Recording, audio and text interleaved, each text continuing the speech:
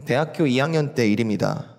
제가 대학교 2학년 때 함께 찬양팀으로 학교에서 찬양팀으로 함께 섬기던 청년들, 제 친구들과 함께 여름방학을 이용해서 전도 여행을 떠났습니다. 전도 여행 굉장히 거창해 보이는데 한 15명 정도 되는 청년들이 이제 한 팀을 이루어서 약 한 달 정도 기간을 들여서 특별히 이제 수도권이 아닌 이제 지방에 있는 이제 한국에 있는 지방에 있는 지역 교회들을 방문해서 미자립 교회라든지 그리고 어떤 여름 사역을 하는 데 있어서 좀 일손이 필요한 교회라든지 그런 교회의 필요들을 도운 적이 있습니다. 총 6개 지역, 원주, 태백, 양산, 여수, 목포, 부안. 다시 찾아보니까 굉장히 새록새록하더라고요. 저는 이제 정말 그 한국에 있는 곳곳에 있는 지역 교회인데 한 달 동안 방문하면서 아침 저녁으로 같이 예배하고 오늘 어떻게 이 교회와 이 지역을 섬길 수 있을지 고민하면서 또 기도하면서 또 저희가 이제 팀 자체가 이제 찬양팀이기 때문에 방문한 곳에서 찬양 집회를 열기도 하고 어린이 성경학교, 우리 BBS 했잖아요. 어린이 여름 성경학교를 지원하기도 했고, 그리고 말 그대로 농번기 제일 바쁠 때 이제 같이 고추도 따고 이렇게 일손을 지원했던 기억도 납니다. 그렇게 방문했던 교회 중에 이제 한 교회에서 이제 우리가 그 교회를 어떻게 섬길 수 있을까 교회 목회자와 상의를 하던 중에 그 교회 담임 목사님께서 전도를 좀 함께 했으면 좋겠다라고 이제 제안을 하셨습니다. 말 그대로 노방전도, 말 그대로 정말 전도지 하나 들고 길에 나가서 이렇게 전도를 하는 그런 형태죠. 전도지를 들고 길에 나가서 모르는 사람에게 말을 걸어서 이제 전도를 하는 것. 제가 10대 때 친구들에게 야 교회 갈래? 이렇게 말을 한 적은 있지만 저에게도 노방전도는 쉬운 일은 아니었습니다. 그것도 처음 보는 사람에게 말을 걸어서 예수 믿으세요, 교회 다니세요, 이런 말을 건다는 것 자체가 쉽지는 않은 일이었습니다. 근데 참 자리가 무섭다고 제가 그 팀에서 약간 좀 리드하는 입장에 있었기 때문에 앞장서서 전도지를 들고 나가지 않을 수 없었고 마음속에는 다 준비가 안 됐음에도 불구하고 이제 전도지를 들고 이제 거리로 나갔습니다. 그때 속으로 주님께 참 많이 기도했던 생각이 납니다. 하나님, 저한테 무슨 말을 해야 할지 알려주세요. 하나님, 좋은 사람 만나게 해주세요. 여러 가지 속으로 되뇌이면서 노방전도를 하는 그 시간 전체 동안 말 그대로 하나님께 연결되어 있지 않으면 정말 할 수 없었던 그런 시간들을 겪었던 기억이 납니다. 그렇게 교회 밖으로 나섰는데 문제는 이제 전도를 할 때 무슨 말을 하겠냐는 거예요. 이제 제가 무슨 말을 해야 할지. 기도하는 심정으로 하나님께 어떻게 하죠? 무슨 말을 하죠? 계속 여쭈면서 이제 속으로 여러 가지 말들을 막 만들어 보는데 전도지를 드렸을 때 이제 그분께서 딱 서서 정말로 이제 복음에 대한 초대 성령님께서 임재하셔서 진짜 내가 영혼에 문제가 있다, 함께 예수가 누구냐 이런 이야기를 나눌 수 있는 기회는 진짜 은혜로운 거고 정말 하나님께서 특별한 비상적인 은혜로 이어지는 일인데 보통은 이게 전도지를 건네주면서 한마디 정도 할 수 있거든요. 그죠? 한마디 정도 하고 그냥 지나가거든요. 그때 제가 고민하면서 그리고 그때까지 살았던 약 20여 년 동안의 그 예수님과 나의 믿음을 짧은 시간에 돌아보면서 제가 한마디 할 수 있었던 그 말, 그때 제가 했던 표현은 이렇습니다.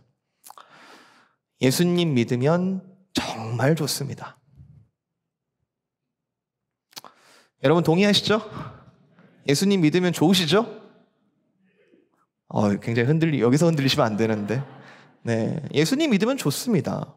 예수님 믿으면 너무 좋아요. 그게 제 그때 당시에 진실한 고백이었습니다. 제가 일부러 가식적으로 만든 말이 아니라 정말로 내 인생 가운데 그리고 저의 부모님 또 주변의 친구들 정말 믿음의 친구들 가정들 이렇게 바라보면서 정말 예수 믿으면 좋은 거구나라는 것이 제 진실한 고백이 맞았습니다.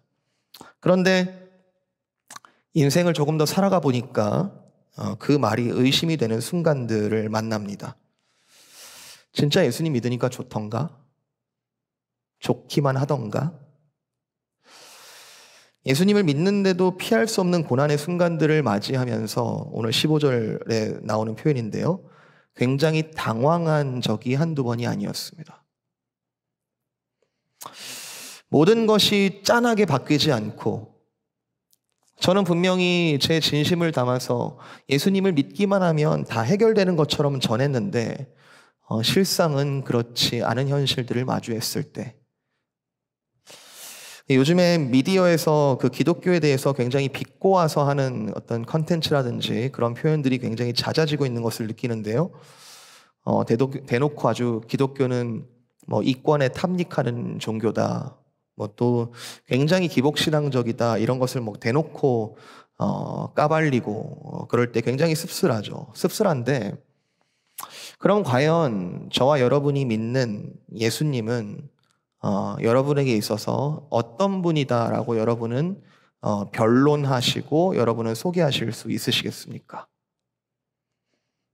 저와 여러분의 믿음은 정말로 기복적이 아니라 좋기만 한 것이 아니라 정말 복만을 바라는 그런 믿음이 아니라고 여러분 당당하게 말씀하실 수 있겠습니까?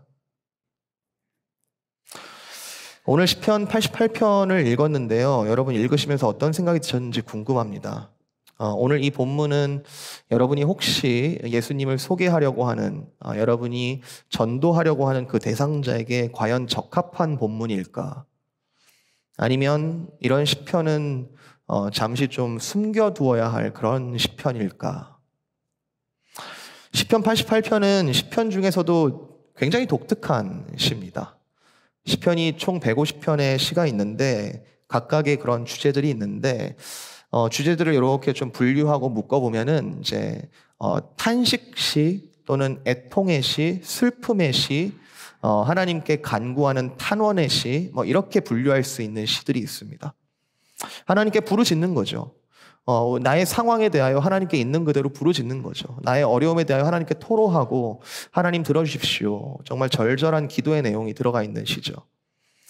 그런데 그 탄원시라고 부르는 그 시들은 대부분 어떤 형식을 가지고 있냐 하면 앞부분에는 시인의 어떤 특정한 상황, 내가 지금 부르짖을 수밖에 없는 특정한 상황을 하나님께 토로하고 고발하고 하나님께 막 부르짖고 막 바짓가랑이를 잡는 듯한 절절한 마음들을 표현하다가도 어느 지점에 이르러서 그러나 내가 하나님 언약을 발견합니다. 그러나 내가 하나님 그 은혜를 내가 다시 한번 발견합니다. 그러나 하나님 선하시고 인자하시고 진실이 많으시고 참으로 자비로운 하나님 맞으십니다. 내가 그 하나님 영원히 찬양하겠습니다. 이런 형식으로 반전이 있는 것을 우리가 발견할 수 있는데요. 그런데 이 시편 88편은 그렇지가 않습니다. 이 시편 88편의 마지막 히브리어 성경의 마지막 단어는 한글 성경에는 흑암이라고 표현되었는데요. 어둠이라는 단어로 시가 마치고 있습니다. 말 그대로 어둠에 대해서 하나님께 토로를 시작했는데 보통의 탄원시들은 찬양으로, 감사로, 다시 한번 소망으로 이렇게 바뀌는 것들을 우리가 대부분 발견하는데 이 88편은 절절한 어두움으로 시작했는데 어두움으로 끝나는 시. 주석가들은 이 시를 이렇게 불렀습니다. 여러 가지 표현들이 있는데요. 시편 중에 가장 슬픈 시다. 단 한 줄기의 위로나 희망의 빛도 없는 시다. 고독과 고통의 수수께끼에 쌓여 있는 시다. 그리고 가장 어두침침한 시편이다. 왜 그럴까? 저는 이 시는 우리의 기복적인 신앙의 행태를 산산이 부수어 놓는 시라고 생각합니다. 믿으면 다 잘 될 거야. 믿으면 정말 좋아. 예수님 믿으면 다 잘 될 거야. 사실 그 말은 엄밀히 말하면 틀리진 않거든요. 예수를 믿으면 모든 것이 해결되는 건 맞죠. 맞는데 문제는 그 프레이즈를 고백하는 우리의 중심이 어디에 있냐는 거죠. 나는 과연 예수님 믿으면 다 잘 될 거야라는 그 말 속에서 무엇을 믿고 있는가? 오늘 말씀에 나타나는 이 시인이 겪는 고난은 말 그대로 시인의 그 중심 믿음들을 마구마구 흔들어 놓습니다. 시인의 믿음의 근본적인 문제를 제기하고 있습니다. 정말 그러한가? 정말 그러한가? 마르틴 루터는 이 시에 대해서 이렇게 표현했습니다. 모든 것이 다 잘 될 것이라는 철학을 성경에서 꾸며내는 자는 이 88편을 찢어내버려야 할 것이다. 저명한 구약학자인 월터 브루그만 조금 더 현대적으로 표현했는데요. 이 시편 88편은 현대 소위 유행하고 있는 믿음을 난처하게 만든다. 건강과 부의 복음은 우리가 사망의 음침한 골짜기를 걸어갈 때 아무런 도움도 주지 못할 것이다. 여러분의 복음은 무엇이라 설명하시겠습니까? 그리고 오늘 우리는 이 어두운 시 속에서 무엇을 발견해야 할까요? 저는 이 가장 어두운 이 시 속에서 저는 그럼에도 불구하고 믿음과 사랑과 소망을 발견할 수 있다라고 저는 믿습니다. 쉽게 고백하는 것 아닙니다. 이 고통 속에서 저자는 그럼에도 불구하고 하나님에 대한 믿음, 하나님의 사랑, 그리고 하나님에 대한 다시금 소망을 발견했다라고. 그리고 그 어둠의 자리에서 그것을 발견하는 것이 하나님께서 이 시인에게 계획하신 신앙의 성숙함이라고 저는 믿습니다.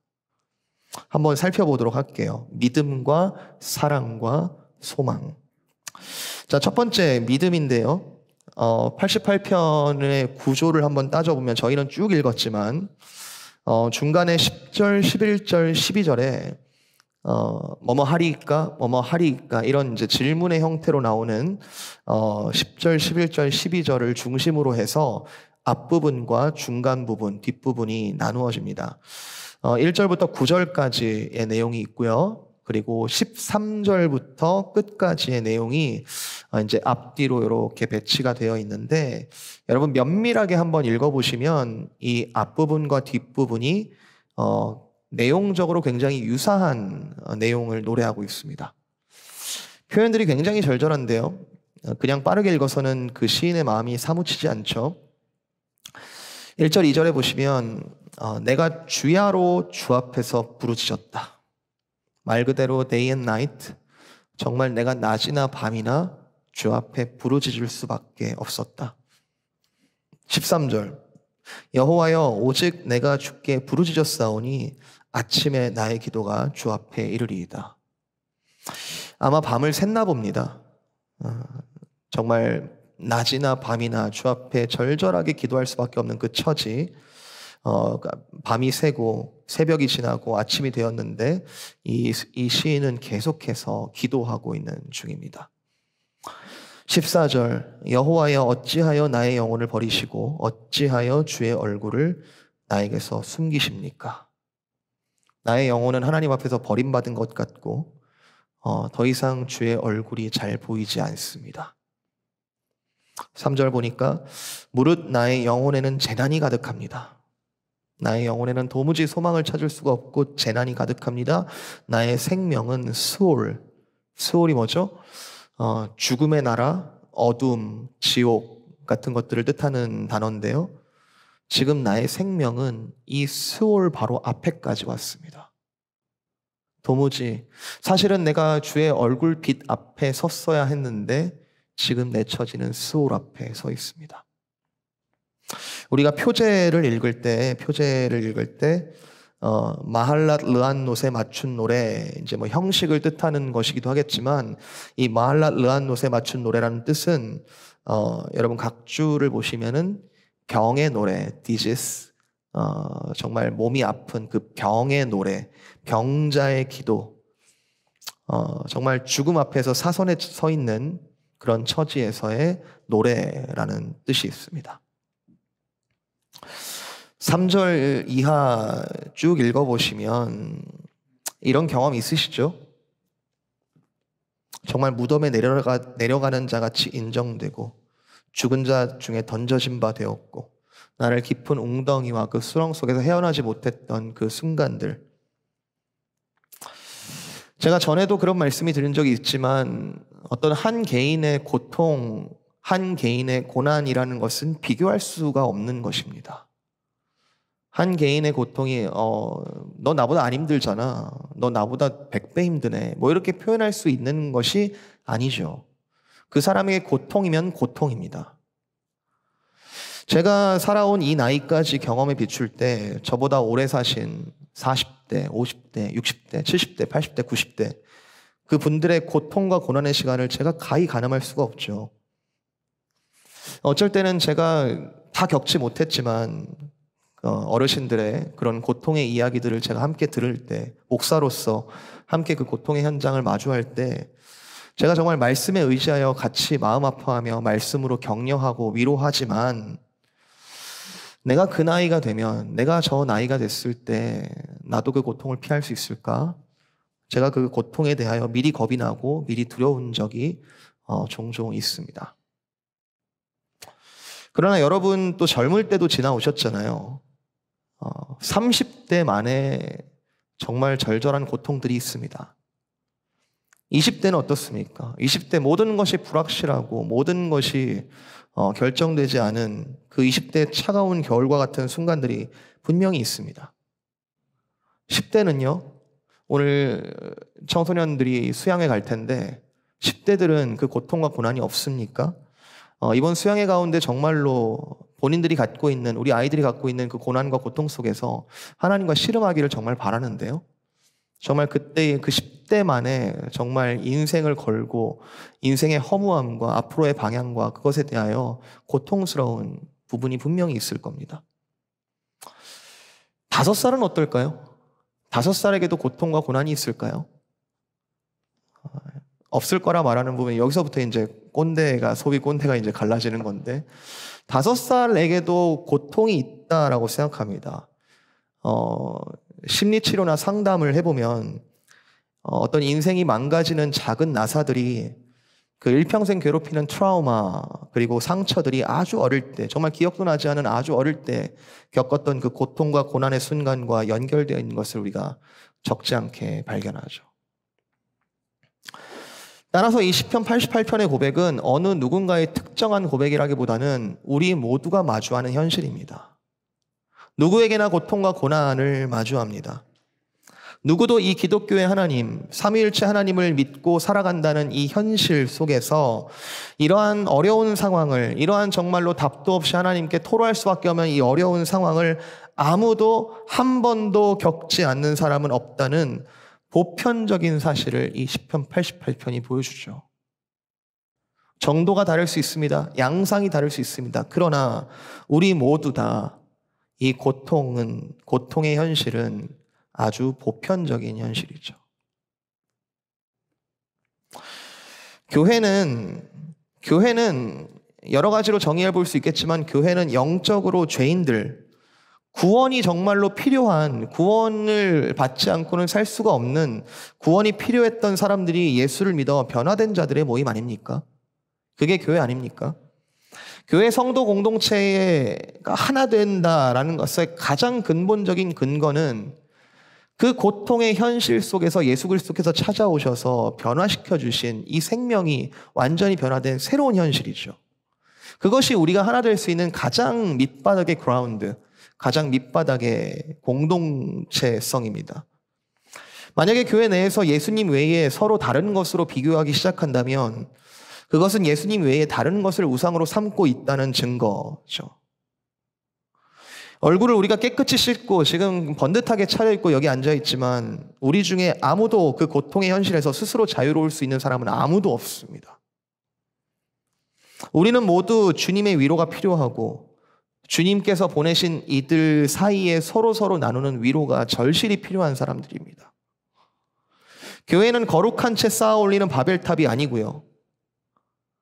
교회는 정말 나 괜찮아 하는 사람들의 거룩한 채로 쌓아지는 바벨탑이 아니라, 교회는 정말 고통에 마땅하게 아우성 칠 수밖에 없는 상처받은 이들의 공동체, 마치 목욕탕과 같은, 여기 와서 씻고 다시 깨끗함을 입는 그런 공동체. 고통을 피하지 않고 제대로 다루는, 병원에서도 가장 중심이 어디예요? 수술방 아닙니까? 그 수술실 아닙니까? 그 교회는 그런 부분에 가깝습니다. 고통을 대해야 하는 곳. 예수님께서 번지르르한 정말 헤롯 때에 수십 년간 세우고 있었던 그 번지르르한 성전을 보시고 내가 이 성전을 허물어 버리겠다라고 하셨습니다. 그리고는 나의 찢어진 살 위에, 나의 피 흘린 그 피 위에 내가 3일 만에 다시 세우겠다. 내가 내 교회를 세우겠다라고 하셨죠.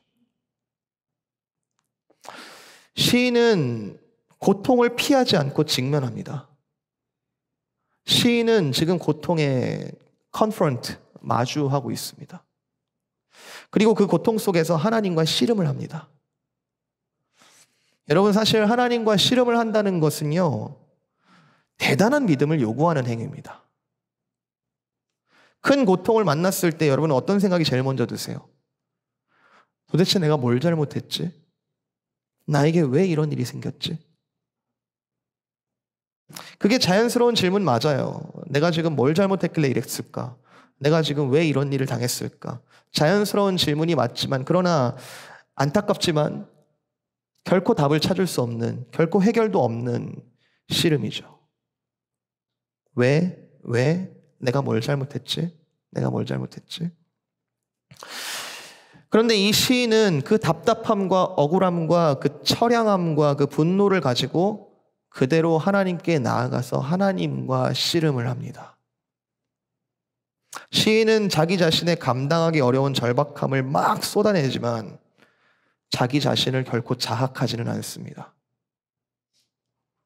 언약이라는 단어 하나도 안 나오지만 이 시인은 역설적으로 언약적인 하나님을 애써 기억하며 하나님께 화살을 막 쏘고 있습니다. 하나님, 나에게 이러시면 안 되잖아요. 하나님 어디 계세요? 이거 하나님 책임이에요. 하나님, 나한테 왜 이러세요? 여러분, 이거 불경해 보입니까? 여러분, 이거 우리가 하나님께 결코 할 수 없는 고백입니까?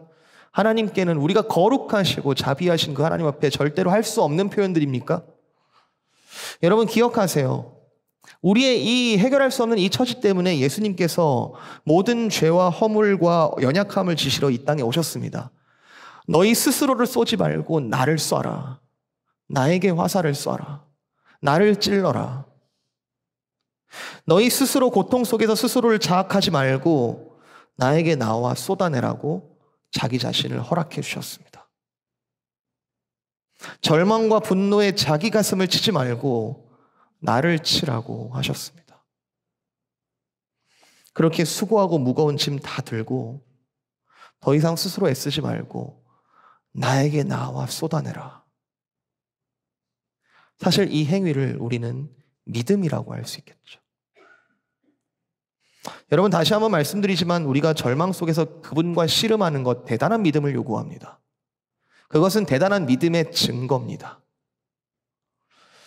고통 속에서 주님을 부르는 것, 저는 지금 여러분에게 단지, 여러분 좀 기도 많이 안 했으니까 기도 좀 하세요. 여러분 나오셔서 기도의 자리를 좀 채우세요. 기도를 해야 여러분 신앙이 성장합니다. 여러분의 행위를 가지고 이야기하는 것이 아닙니다. 이런 단순 명료한 해답으로 여러분을 끌고 가려는 게 아니라 이 정말로 인생 가운데 마주할 수밖에 없는, 누구나 마주할 수밖에 없는 이 더 깊은 차원의 씨름 앞에서, 물론 일시적으로 긴급한 고통도 있겠죠. 정말 이거 해결하지 않으면 내가 내일 살 수가 없겠구나. 그러나 마치 우리의 고통과 고난 속에서는 마치 말라 죽는 것 같은, 식물이 말라 죽는 것 같은 정말 지리한 고통도 있지 않습니까? 그때 우리는 누구와 씨름을 해야 하는 겁니까? 시인은 본인의 고백을 통하여 우리에게 메시지를 던지고 있습니다. 하나님과 씨름할 수밖에 없다. 우리의 인생은 하나님과 반드시 씨름을 해야 한다. 그것은 믿음이 없이는 가능하지 않고, 만약에 우리가 하나님과 마땅히 씨름해야 할진데 우리가 하나님과 씨름하지 않는다면 우리는 아마도 필연적으로 다른 대상에게 분노를 막 쏟아내고 있거나, 또는 자기 자신을 자학하거나, 또는 다른 대상을 우상으로 삼아 기도하고 있는지도 모릅니다. 오늘 이 어두운 시편은 역설적으로 이 시인의 견고한 믿음을 보여줍니다. 내가 여호와 하나님과 씨름하리라. 자, 두 번째 이 시에서 찾아볼 수 있는 요소는 사랑이라고 생각하는데요. 자, 10절, 11절, 12절 이 세 절에 병행되는 표현들을 한번 여러분 읽어보시면 총 세 개의 수사 의문문이 등장합니다. 수사 의문문이란 반문하는 형태로 이야기를 하는 것이죠. 하나님 이럴 수 있습니까? 이렇게 하시겠습니까? 라는 형태로 이제 메시지를 던지는 건데요. 각 절을 정리해보면 이렇습니다. 10절, 주님께서 죽은 자에게 기적을 보이실 수 있으시겠습니까? 주님, 죽어버리면 죽은 자가 주를 찬송할 수 있겠습니까? 여러분, 이 질문에 대한 답은 뭘까요? 답은 아니오죠. 아니오죠. 이 시인이 붙잡고 있는 대답입니다. 아니죠, 하나님. 아니죠. 죽어버리면 주를 찬송할 수 있겠습니까? 주님, 죽은 자에게 기적을 보이실 수 있겠습니까? 아니죠. 그러니까 죽으면 안 되겠죠. 11절. 주의 인자하심과 주의 성실하심, 정말 그 하나님의 그 불변하시다는 그 속성이 만약에 죽음의 장소와 그 멸망의 장소에서 여전히 선포될 수 있겠습니까? 하나님, 답은요? 우리가 죽어버리면 무슨 소용입니까? 아니오죠, 아니요. 12절, 흑암과 이짐의 땅, 잊혀진 땅, 정말 하나님으로부터 숨겨진 10드라크마가 있는데 한 드라크마를 주인이 잊어버린 그 동전이 숨겨졌을 때 그 동전의 마음은 어떨까? 나를 빨리 찾아주세요. 그 잊혀진 그 자리에서 주의 기적과 공의가 과연 존재하겠습니까? 구약 성경에 의외로 이 현세를 넘어서는 내세, 정말로 이 땅에 호흡이 닿고 난 그 다음의 세계, 우리가 영원이라고 이야기하는 그 세계에 대해서 말하는 구절들이 의외로 많지 않습니다. 그런데 지금 이 시인은 정말 그 사선 앞에서 그 내세에 대한 두려움을 가지고 지금 하나님께 질문하는 거죠. 하나님, 제가 여기 서 있습니다. 하나님, 내가 여기로 넘어간다면 주를 찬송할 수 있겠습니까? 이 세 질문을 여러 가지로 표현되었지만 이 세 질문을 한마디로 정리한다면 주님, 저 살려주세요. 주님, 저 살고 싶어요. 인생의 가장 끝이라 여겨지는 곳에서 하는 질문이자 간구입니다. 우리가 지금 처지가 다 다르지만 우리 모두가 사실은 이 땅에서의 마지막 호흡 다하는 그날을 맞이할 겁니다. 그날의 그 모든 불빛이 꺼진 것 같은 그 어두움의 현실 앞에서 우리가 이 질문을 하지 않을 수 없습니다. 주님, 저 살고 싶습니다. 주님, 살려주세요. 시인은 지금 하나님과의 씨름을 아직 포기하지 않았죠. 계속해서 뭔가를 붙잡고 있죠. 씨름하고 있죠. 근데 이 시인은 여전히 살아계신 하나님을 신뢰하고 있죠. 그리고 그 살아계신 하나님의 생명과 구원이 제발 내가 서 있는 이 자리에 닿기를 지금 계속해서 간구하고 있는 겁니다. 시인은 지금 10절, 11절, 12절 역설적으로 지금 하나님께 이렇게 외치는 중입니다. 10절, 하나님, 저에게 기이한 일을 보여주세요. 하나님, 저를 찬송하게 해주세요. 하나님, 저를 살려주셔서 주의 인자하심과 성실하심을 맛보게 해주세요. 하나님, 저를 살려주셔서 주의 기적과 공의를 나타내 주세요. 여러분, 이런 정말 기도의 최종적인 그림, 하나님, 저 살려주세요. 이 기도를 여러분이 정말로 진심으로 하나님께 기도를 했을 때 하나님께서 이 기도를 들으시고 여러분께 이렇게 반문하신다고 여러분 한번 생각해 봅시다. 하나님, 저 살려주세요.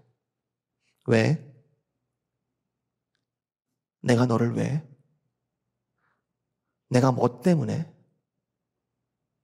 내가 뭐 때문에 너의 기도를 들어줄까? 하나님, 저 지금 긴급해요. 하나님, 저 살려주세요. 제가 지금 기도하잖아요. 왜? 내가 뭐 때문에? 여러분, 기도에 하나님께서 어떻게 응답하십니까? 여러분, 하나님의 침묵을 마주한 적 없으십니까? 하나님이 왜? 라고 물으시는 것처럼 느껴질 때 여러분 뭐라고 스스로에게 자문하십니까?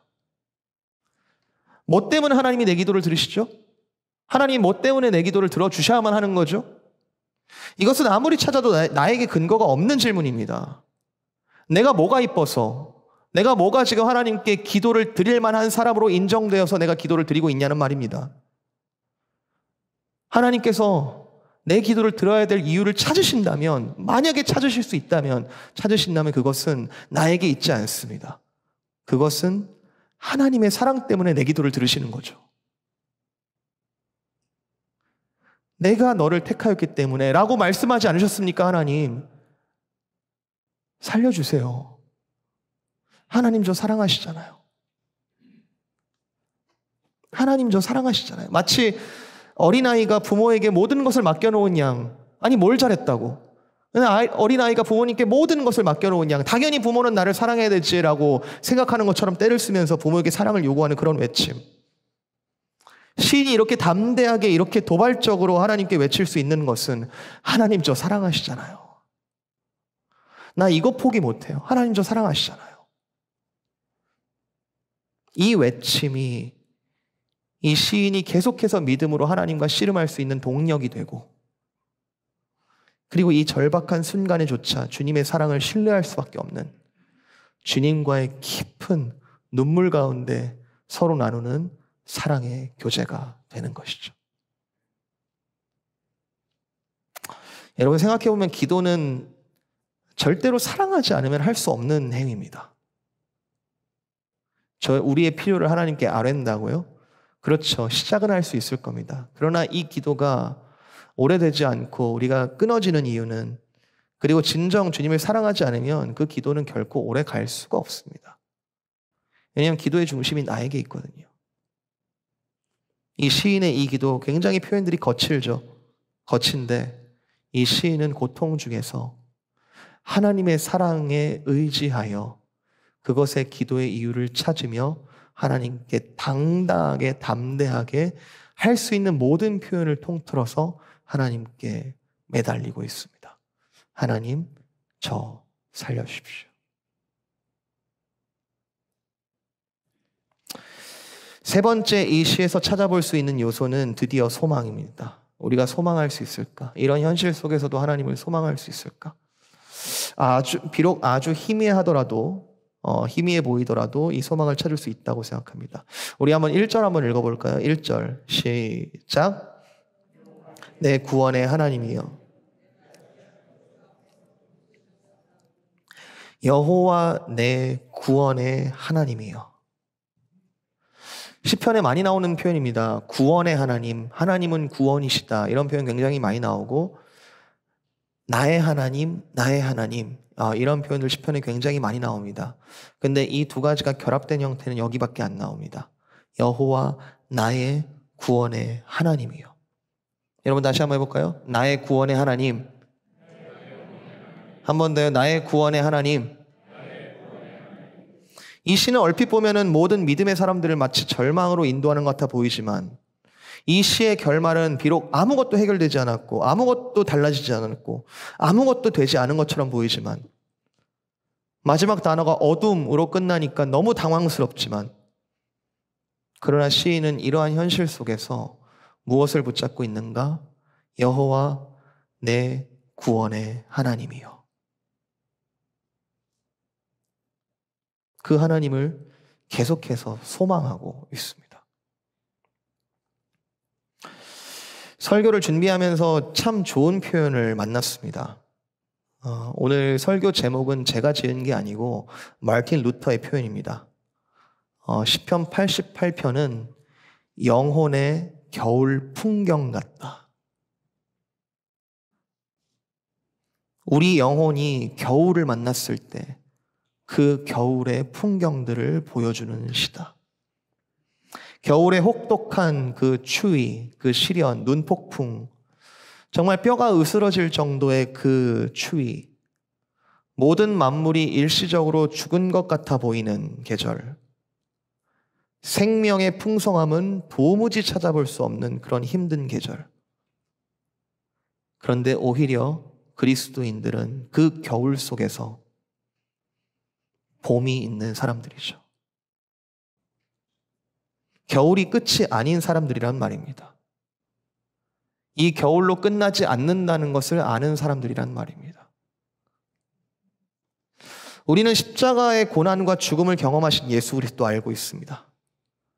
그러나 그렇게 비참하게 죽으셨으나 그러나 모든 사망 권세를 이기시고 부활하신 그 주님을 온 마음과 온 몸으로 믿고 의지하는 사람들, 그리고 예수께서는 만물의 그 부활의 첫 열매로서 우리도 장차 그를 따라서 영원한 생명으로 부활하며 살아갈 것을 확신하며 그 믿음으로 이 땅에서 주어진 시간들을 믿음과 사랑과 소망으로 사는 사람들 아닙니까? 그리스도인들은 정말로 힘든 고백이지만, 정말 이가 갈리는 힘든 고백일 수 있지만 그리스도인들은 또 겨울이 와도 괜찮습니다. 왜냐하면 봄이 있는 것을 믿기 때문입니다. 언제든지 지금은 가늠이 잘 안 되더라도 언젠가는 봄이 오는 것을 아는 사람들이기 때문에 그렇습니다. 어느새 그 추운 겨울의 한가운데서 어느새 시냇물에 얼음이 녹고 물이 졸졸 흐르기 시작하는 것을 보면서 봄을 희망하는 사람들입니다. 무화과 나무의 가지가 연하여져 잎사귀를 내면 여름이 가까워 오는 것을 너희들이 아는 것처럼 그리스도인들은 지금은 때와 시기를 알 수 없고 그것은 아버지께 달려있으나 인자가 가까이 곧 문 앞에 이른 것을 굳게 믿으며 그 믿음으로 매일을 소망하며 사는 사람들이죠. 제가 그때 전도를 할 때 이런 깊이가 있었으면 얼마나 좋았을까. 예수님 믿으세요. 정말 좋아요. 그 소망을 전했으면 어땠을까요? 사실 신앙이라는 것이 이제 때와 어떤 성숙이라는 부분이 있죠. 믿음이 강한 자와 약한 자가 있습니다. 믿음이 강한 자가 참음으로, 인내로 이 믿음이 연약한 자들의 연약함을 돌보고 보듬을 의무가 있습니다. 또 믿음이 연약한 자들은 그 더욱 풍성함으로 이끄시는 그 성령의 인도하심을 더욱 따라가야 합니다. 그런데 그 가는 길에 필연적으로 우리가 마주하는 것은 고통과 고난의 문제가 있고, 그러나 그 가운데서 소망의 하나님께서 우리를 견디게 하시리라, 그리고 더 깊은 차원의 믿음으로 우리를 인도하시리라. 어느새 우리 마음속에 믿음과 사랑과 소망이 생겨 있는 것을 발견하는 사람들 아닙니까? 새 생명 이미 시작됐죠. 맞습니다. 예수 그리스도를 믿음으로 새 생명 시작됐습니다. 보장된 승리가 시작됐습니다. 그러나 날이 갈수록 우리는 고통과 고난 가운데 이 새 생명이 어떻게 이루어지는지를 매일매일 더욱더 깊은 차원으로 누려가는 것이죠. 전도서 7장 3절에 이런 말씀이 있습니다. 전도서 7장 3절 4절. 슬픔이 웃음보다 나은 이유는 얼굴에 근심하는 것이 마음에 유익하기 때문이다. 지혜자의 마음은 초상집에 있으되 우매자의 마음은 혼인집에 있다. 그렇죠. 우리가 혼인잔치, 그리고 그 잔치, 기쁨, 그것을 발견하여 우리가 예수 그리스도를 만났는지 모릅니다. 그리고 그것은 참으로 참 맞습니다. 그러나 혼인집에, 그 혼인잔치에 집중하던 우리의 신앙은 인생의 걸음 속에 초상집들을 겪으며 주님의 지혜들을 배워갑니다. 시편 88편의 저자는 그 소망의 끝에 저는 분명히 어둠으로 끝난 시는 어둠으로 끝나지만 기어이 주님을 만났을 것이라고 저는 확신합니다. 그리고 이 어둠의 시는 우리에게 믿음과 사랑과 소망의 그 기쁨을 우리가 어떠한 자리에 지금 서 있을지라도 우리에게 삶의 지혜로서 변함없는 하나님의 말씀으로서 푸른 마르고 꽃은 시들지만 영원하신 하나님의 말씀이 우리를 우리 상황 가운데 영원한 위로로 함께하고 계시는 것이죠. 한 말씀만 우리 같이 읽고 말씀을 마치겠습니다. 사도 바울의 편지인데요. 에베소서 3장 14절부터 19절 말씀인데요. 에베소 교회에게 보내는 편지입니다. 사도 바울이 사랑을 담아서 성도들을 위해서 기도하는 내용들, 에베소서뿐만 아니라 신약의 모든 서신서들의 배경에는 현재 우리가 겪는 고난과 같은 초대교회 모든 성도들은 시편 88편의 저자들, 시편 88편의 저자와 절대 다르지 않는 모두 고통의 문제와 씨름하고 있었습니다. 시편 88편의 저자는 답을 찾지 못한 채 정말 믿음과 소망과 하나님께서 주시는 그 사랑을 사모는 했으나 완전히 경험하지 못한 채 시가 마치고 있지만, 예수님 이후의 사도들은 분명하게 그 부활의 능력을 노래하며 그것을 삶의 기초로 삼으라. 너희는 흔들리지 않는 믿음 위에, 그리고 끊임없이 공급되는 예수 그리스도의 사랑을 가지고 그 예수 그리스도 다시 오실 것을 소망하라라고 계속해서 권고한 바 있습니다. 3장 14절부터 19절 제가 읽어드릴 텐데, 19절은 같이 읽죠. 이렇게 같이 읽고, 이 고백이 저와 여러분의 삶 가운데 지금 어떤 처지에 있을지라도 내가 어떻게 기도해야 될지 모르겠다 하시는 분들은 정말 기도 제목의 기초로 삼고 함께 주님을 다시 한번 믿고 사랑하며 소망하는 모든 성도를 되셨으면 좋겠습니다. 3장 14절부터 제가 읽고 19절 함께 읽습니다. 이러므로 내가 하늘과 땅에 있는 각 족속에게 이름을 주신 아버지 앞에 무릎을 꿇고 비노니, 그의 영광의 풍성함을 따라 그의 성령으로 말미암아 너희 속사람을 능력으로 강건하게 하시오며, 믿음으로 말미암아 그리스도께서 너희 마음에 계시게 하시옵고, 너희가 사랑 가운데서 뿌리가 박히고 터가 굳어져서 능히 모든 성도와 함께 지식에 넘치는 그리스도의 사랑을 알고 그 너비와 길이와 높이와 깊이가 어떠함을 깨달아 하나님의 모든 충만하신 것으로 너희에게 충만하게 하시기를 구하노라. 아멘.